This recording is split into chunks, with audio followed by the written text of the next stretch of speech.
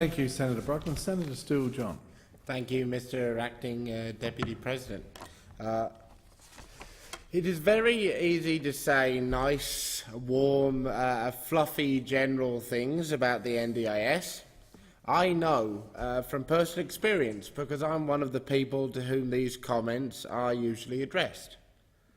However, speaking from this place of lived experience, something which up until now has been rather absent from this chamber on these issues, I say to you that the NDIS is not just another government reform. For the 4.3 million Australians living with disability, it is the product of decades of a hard-fought campaign to have our fundamental human rights recognised, protected and respected in the country in which we live. This struggle for equality is ongoing, and I hope to do what I can with my time in this place to give it voice and strength.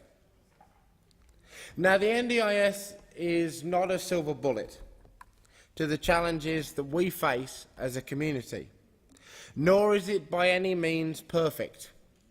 Indeed, many of its imperfections speak to the urgent need to place the views of those with a lived experience back at the centre of the scheme.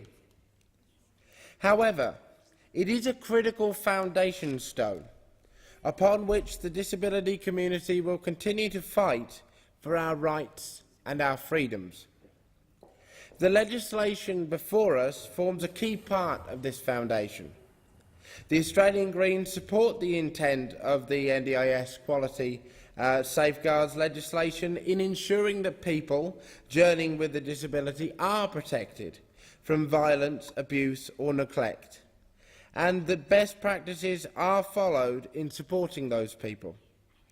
However, we are deeply concerned, as has been outlined by my colleague Senator Siewert, that the protections do not go far enough, and are disappointed that the NDIS Quality Safeguards Commission will only provide protection to the 10% of people with a disability who directly access NDIS reports.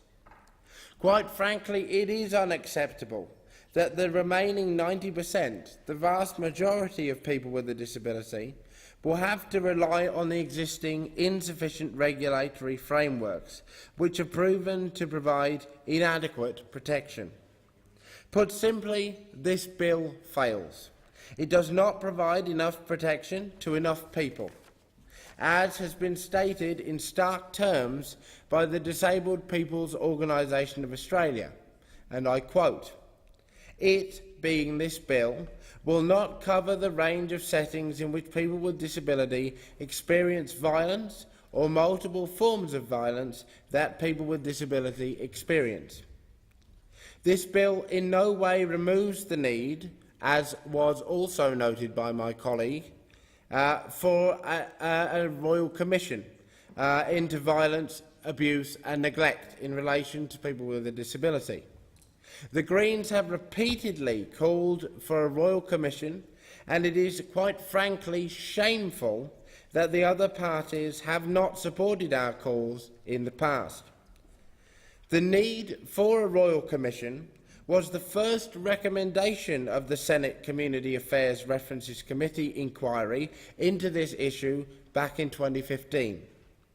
The recommendations were supported by the Victorian Parliament's inquiry into abuse in disability services, and more than 120 academics from around Australia have signed an open letter urging the Prime Minister to act on the recommendation.